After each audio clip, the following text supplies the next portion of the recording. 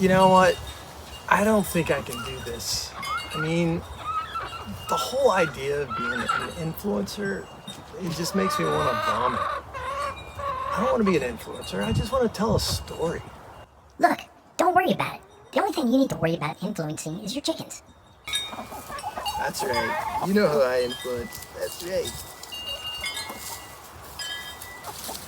I don't know if I can do this. I mean, I feel like I've been on this journey for a while already, and I haven't even started the story. Here I am. I'm finally at page 5 where it starts.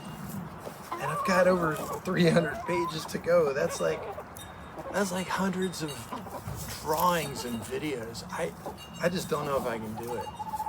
Hey, let me ask you something. Are you having fun? Well, yeah. I love drawing. I love making the music. I'm having fun. So what's your point? Let's make a deal. How about this? Pull out your silver coin.